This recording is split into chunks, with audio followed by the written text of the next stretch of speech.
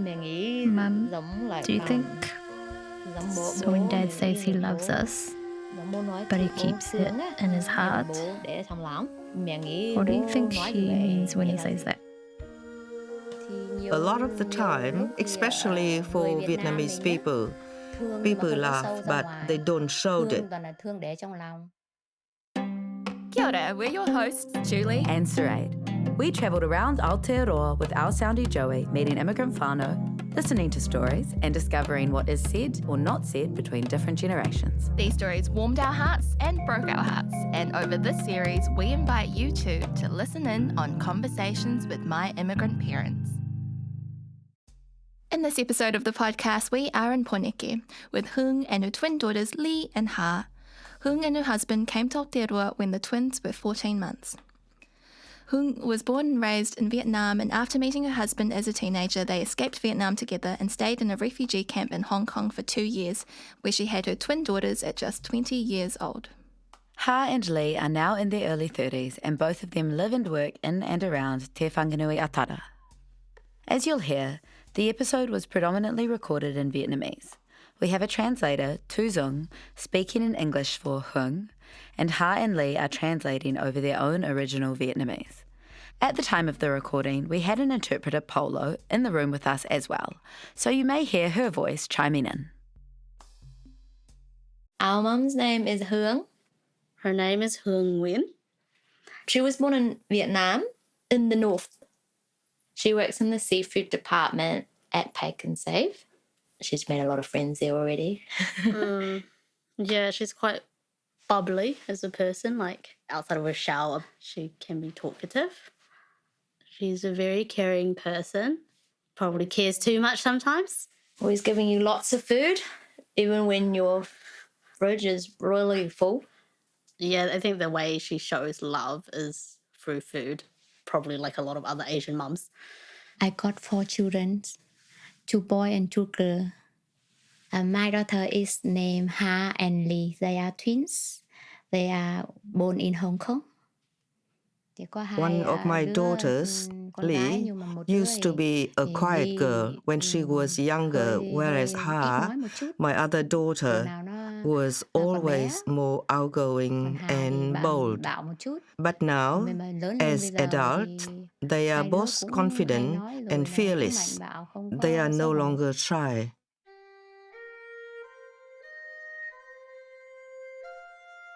When I got pregnant with you both, I didn't know I was pregnant. When I got sick and sicker and started to cough a lot, I went to see the doctor. The doctor checked me and then congratulated me, saying that I was having a baby. They did an ultrasound scan of me, but they didn't tell me that I was having twins. One day, when my stomach was really painful, I went to the hospital to have it checked. The doctor and the nurse told me that I was already in labor, so they didn't let me go home. I was in so much pain, so they gave me a pain relief shot, made me sleep, and then kept me at the hospital overnight. The next morning, I delivered Lee first. I had absolutely no idea about the twins. The doctor said I still needed to deliver one more baby 5 minutes later. Maybe 5 minutes? Yeah, I was in agony, but I could only do what they told me. Then the second baby came out, and they cut the umbilical cord. Nó cắt cái gì của mẹ ai? Cái giấy á? Yeah, cắt cái không phải cắt bụng mà cắt cái ở dưới The cord, the baby cord? Yeah, umbilical cord. Yeah. I was fully conscious through that stitching process. They didn't give me any anesthetic. Then I was in so much pain, and I felt very tired. They decided to give me general anesthetics, and I went to sleep. Why didn't they give you anesthetics at the start? They didn't want me to go to sleep because they wanted it to be a natural birth delivery. It was better that way, they say. But I was quite glad that you both could be delivered naturally.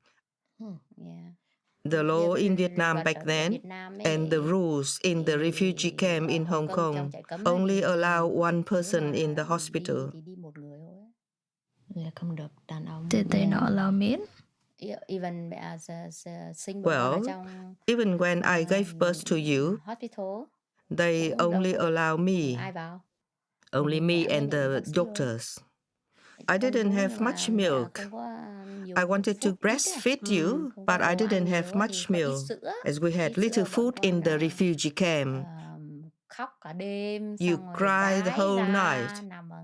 You pee a lot. Was there no one to help you? There was no one there to help me.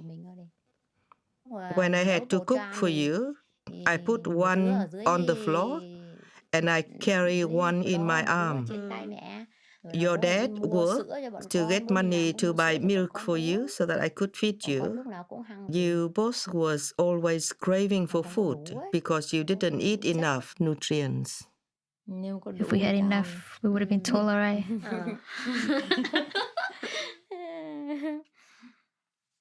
But we wouldn't know, right? Some people had enough and they still not so tall. It's like you, Mum. You didn't have enough nutrients either, so you aren't tall either. Did you want Dad to support you more in those times? Yes, definitely. I wanted Dad to help out, especially when I was so sleepy. But Vietnamese men are not usually involved in nighttime nurturing. What about when we arrived here in New Zealand? We both looked after you. When I wasn't home, Dad would take care of you.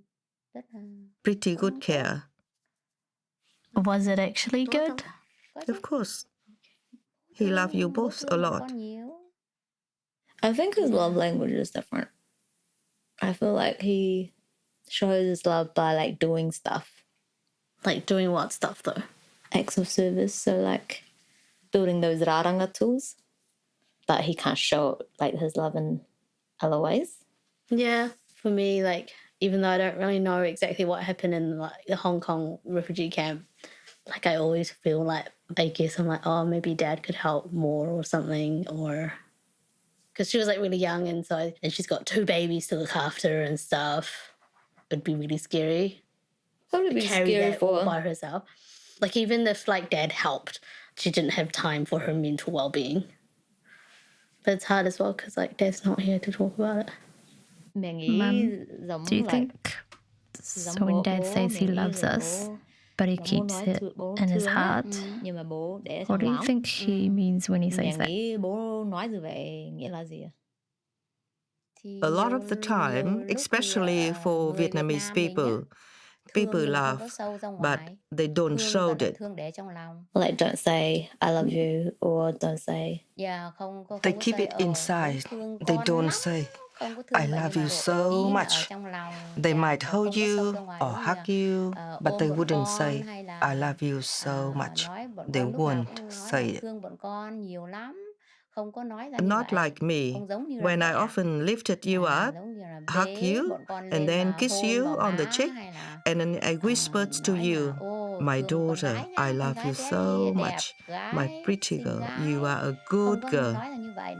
Vietnamese men don't do that.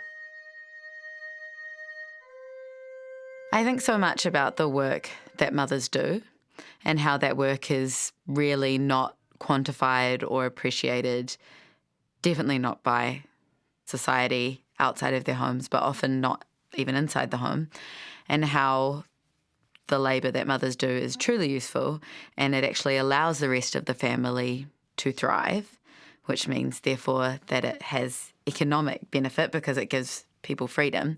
But all this work is just something that women are expected to do for free and out of love. Society doesn't work unless people work for free. Yeah.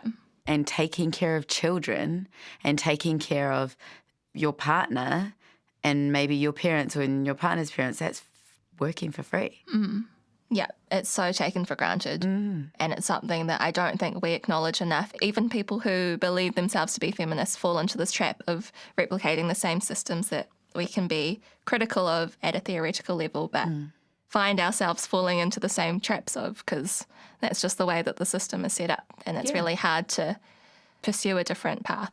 It's interesting the way that Hương talks about the difference between Vietnamese mothers and fathers, because I think that is something that can be generalised to more groups, that often, like you say, the labour is on women to be a certain way, to be a certain kind of mother, but the same expectations aren't placed on fathers to be that way.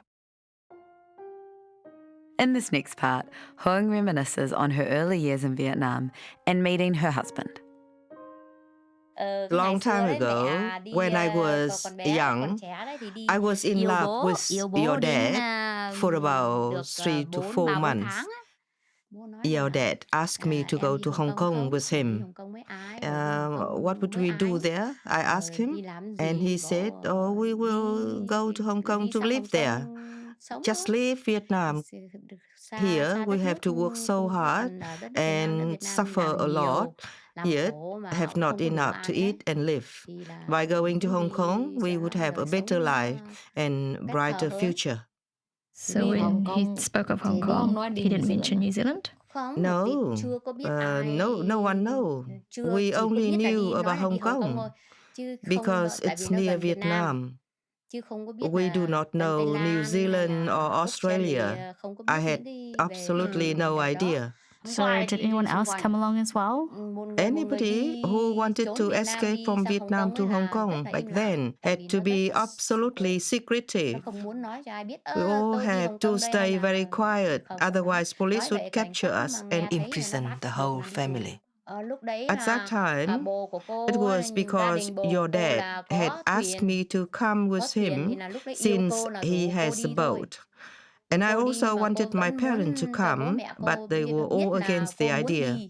They even tried to stop me from going. That's why I had to hide it from them and sneak away. When did you first meet Dad?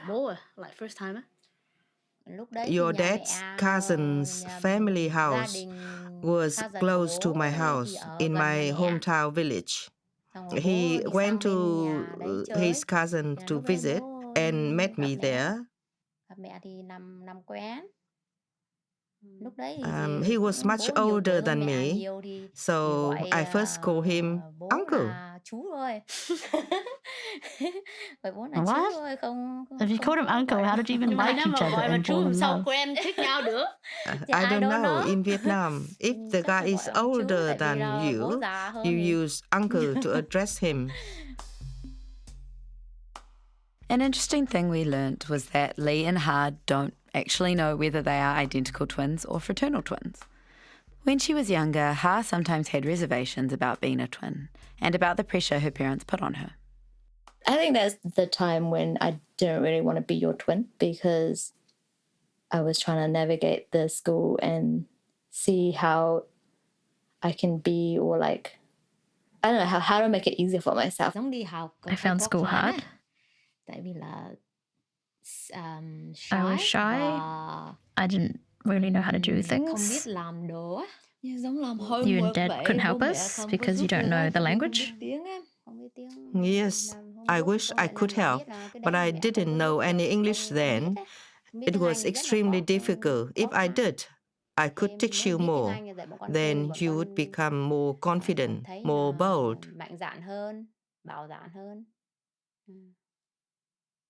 I think I wonder if that's where the pressure came from, or like kept going, or I don't know. There was no one I could like ask for things. Like, we have our parents, but then there was a lot of stuff that we had to navigate here because they're from Vietnam. They think differently, obviously, and live differently. You're talking about like how to live your life, like ways to do things or ways to be, like behaviors and attitudes and stuff. In hindsight, I feel like I was like trying to work out what is like the right way or what is the natural way or something. in my kid's mind? I don't know if I like felt that I had to live a certain way at school and at home. I feel like I was just after trying to enjoy whatever I'm doing. We didn't know English, so you had to stand on your own. I don't know if this is true, but I felt like I had to take care of the family. When you and Dad asked me to translate things, but not Lee or the brothers, I feel like I had to have lots of responsibilities. And feel More work. yeah, feeling more work, and like there was a huge pressure. I didn't like it. I don't know how to say the pressure, but like feeling work cái đấy á, like con feeling Không really thấy thoải mệt mỏi. mái. Yeah, mệt mỏi, không thấy thoải mái. It took a lot out of my mental space. Yeah, mẹ hỏi con phiền giấc, or like calling up people like the phone bills and stuff. Yeah, sometimes they drive. But I just felt overwhelmed with the amount of responsibility. Feeling like it's a big job. This is because you didn't want to do it, but this is something that we needed you to do. No, but like It wasn't that I didn't want to help you. feeling it's a really big job. Was it really a big job? Yes, it was a big job. Like all of those plus everything else, like all the stuff. I didn't want to do those things. What's like, the other stuff? I didn't really understand it. That's why I didn't understand phone bills and stuff. Like I was Yeah. still in high school. I had to call these people.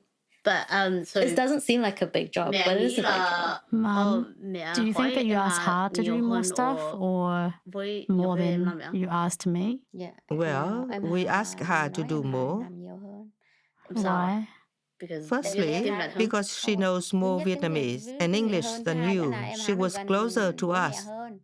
Even when in high school, her didn't help us at that point. I feel like I did. There was sometimes you asked me to call some people. No. In high school. maybe not as much as in Not much university. in high school tại vì I don't con know. chưa có Because you được didn't xem understand nhiều as về much. những cái- I feel like there was odd jobs though. Mm. Anyway, there was a lot that I didn't understand that I didn't want to do.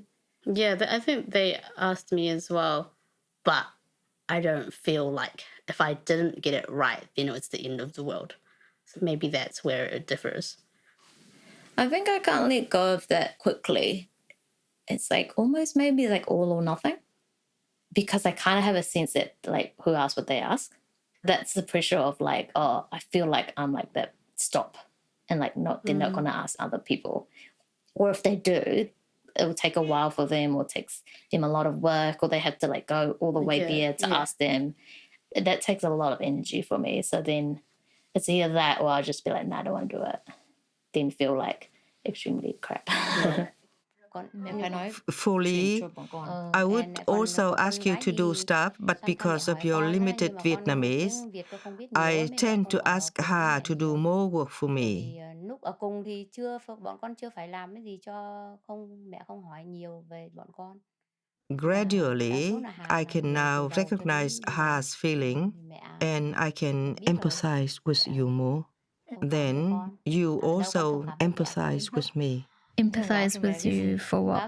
I ask you to do many things for me, the things that you wouldn't like to do, but you still had to do.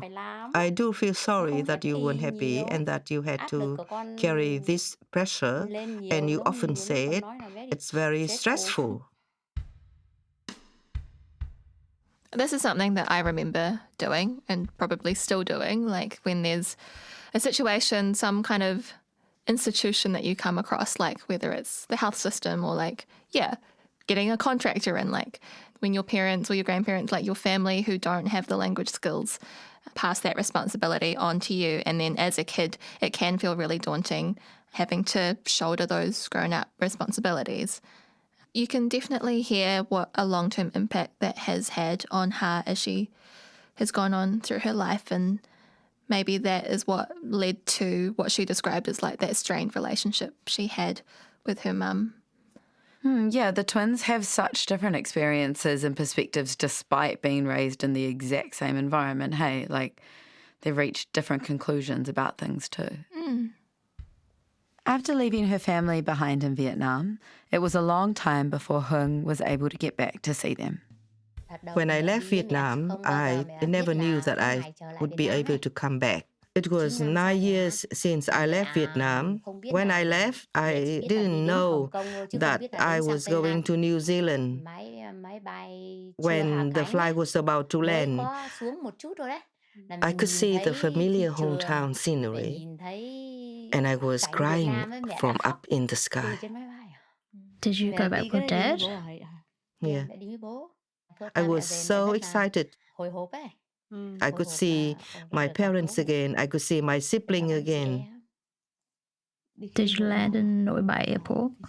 Yes, so happy. Like happiness was flowing through my tears. The flight had not even landed, but I was already crying. Why did you have to wait 9 years before you went back?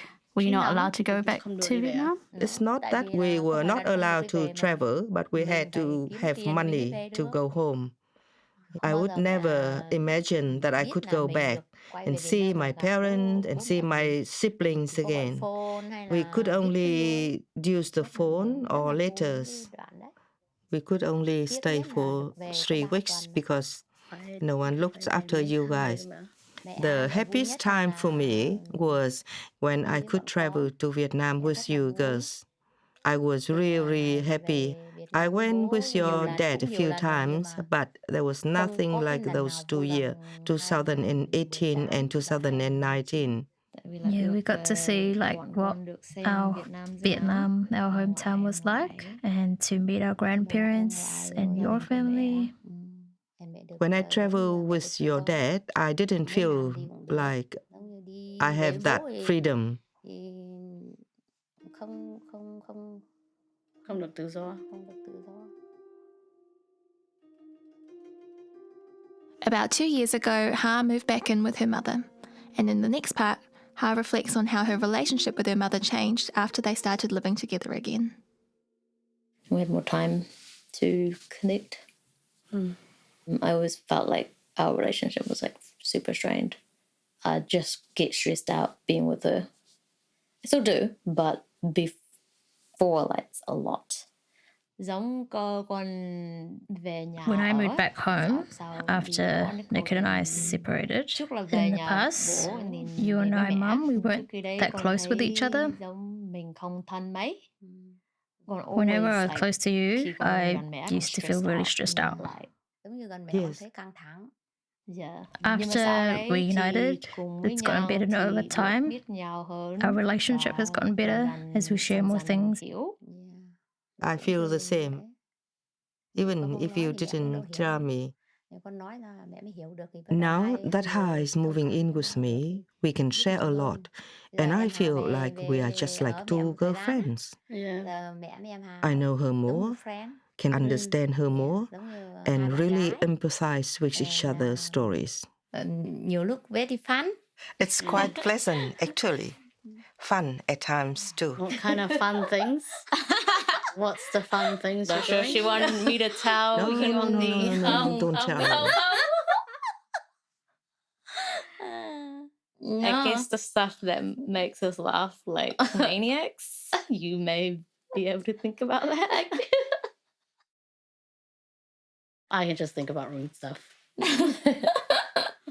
Yeah, Sometimes your sister Ha and I, we talk and we did a lot of fun things together. We went to the hot spring together. A lot of time, I do not want to act as a mother, and you must be as a daughter. But if we are friends, then our friendship is closer. I feel like I like that. That's why now Ha misses me more. If I come home late, she would call and ask, "What time you come home tonight?" I say, "Why?" She say, "I miss you." Didn't miss her before. Yeah. I feel blessed. Now your dad is so different, but because Ha is closer to me, I have support. When I feel really sad, I would like to call you and talk to you so that you can make me happy.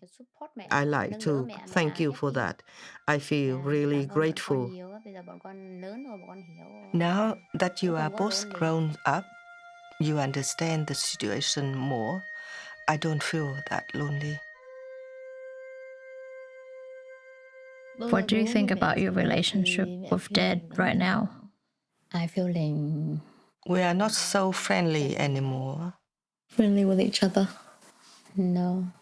It gets more distant day by day. We feel like we are falling apart. We are going different directions. We are not husband and wife like previously. We don't talk anymore. We just do our own things, live our own way. If we need to go out, we go. We are like flatmates, but even flatmates would say, "Hello, how are you today?" But he doesn't. Where to going now? Or something else? We become more and more distant. As things are the way they are, how do you feel? Like we are strangers. We no longer know each other. Very sad. Each day, when I come home after work, I step into the house and the atmosphere is nặng nề. What is nặng nề? Nặng nề means heavy, gloomy atmosphere. If everybody is happy, when I go home, even it's a hard day, I still feel good. Like you want to go home? No matter how long the day is, I'm still happy. Yes, the happiness usually help me overcome, but now I feel more and more exhausted. I think I feel similar to how you feel, Mum. I don't want to go home. I notice the gloomy atmosphere. If you were there, then it's happier. Dad does say hi to me, but he doesn't say hi to you, and I find that really hard. I want to just greet him like normal, but you guys don't talk to each other. Sometimes Dad's happy and sometimes he's not. When you go home, does Dad not talk to you? I feel there's still something missing, obviously, like even when he is happy with me or like, I think he's like not fully there, not fully present. Whenever I hear about him from you and Ha, that makes me sad as well. Sometimes I wish we can be like how we used to be before, because he's still part of our family, but we can't talk to him. I'm always thinking, like, why can't we be a normal family? I also think, why does Dad not want to get close with us? Why he only seems to care about his own stuff and not others? That kind of frustrates me because it's like, seems a bit selfish, whatever the reason is. Yeah, I'll try to stay there because nowhere go. If I move out now, perhaps I feel happier. Here, I'm not happy. It doesn't make me feel peaceful. Yeah, I think I agree with that as well. Because we just need to move on sometimes. Move on. It may be better for both worlds if we do.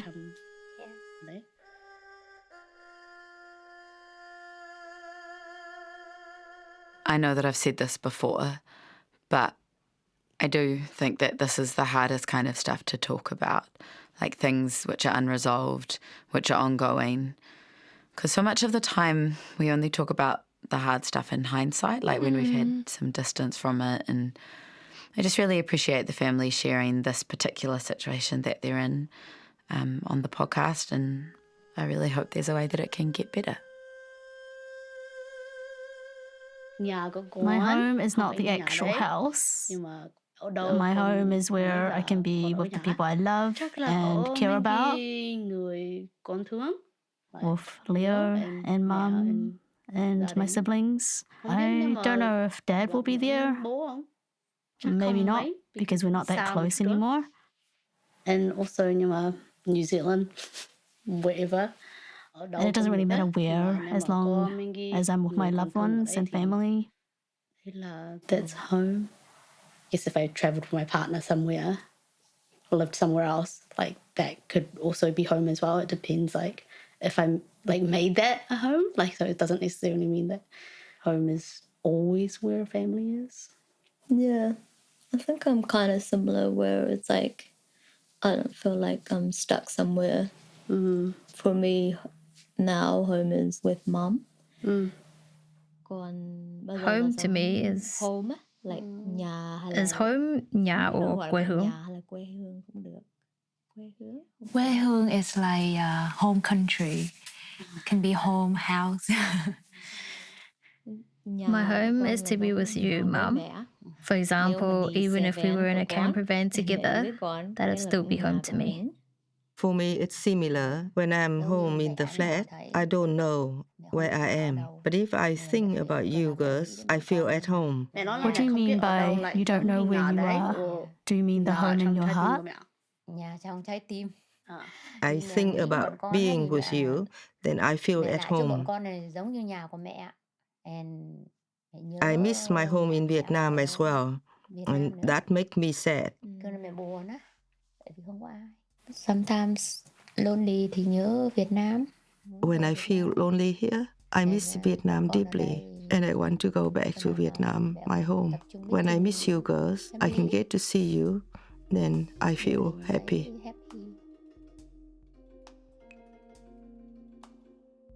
So a big thank you to Polo and also Celine, who helped us with translations and the editing of this podcast. Also a big thanks to Tuzong, Lee and Ha for recording the English translations for this episode. We hope you've really enjoyed listening to this bilingual episode. I think it's so special to be able to work with a family to record a conversation in the language that they most naturally communicate in. And I really wish that we were able to do a lot more of this to include a wider range of families in this podcast series. Editing this episode and working on this episode has also been such a gift because of what it has pulled apart about language and what we mean and how we talk to one another and how Ha and Lee understand their mum in such an intimate way, you know, just because she's their mum. Yeah. It's definitely a lot more work and effort to create a bilingual episode, but I just feel like it's so worth it to put in that work because of maybe what it gives the family, but also I don't know if it kind of decenters the pervasiveness of English in the society that we live in. It deprioritizes assimilation. Yeah, it isn't natural that English is the predominant language that we're all speaking in. True. I feel like it's one small way of giving agency or autonomy back to an immigrant family. Love it. E hariko ana te ngākau ki te whakarongo ki te reo rua o tēnei whānau. Nā reira, he mihi mai aha ki a koutou. You can check out photos and videos of all our families on Facebook at Where Are You From Really, on Instagram at Convos With My, online at tahi.fm or rnz.co.nz/conversations, or follow the podcast on all major podcast providers. Conversations with My Immigrant Parents was created, produced and directed by Julie Toole and Sireid De Silva. If you wish, you can follow us at Sireid De Silva or at Julie Toole with 2 U's. Location recording for this episode by Tāne Hipango. Sound post-production by Emi Pagoni. Music composed and produced by Tal, Shantini and Shalina Sandran. And videos are edited by Josh Young. Our cover image is illustrated by Ngā Mutani Jones and designed by Sonia Milford. A big mihi also to Tim Burnell and Jodie Huani from RNZ Commissioning. Conversations with My Immigrant Parents was made possible with the support of New Zealand On Air. He kōnei ipurangi tēnei mā te reo irirangi o Aotearoa.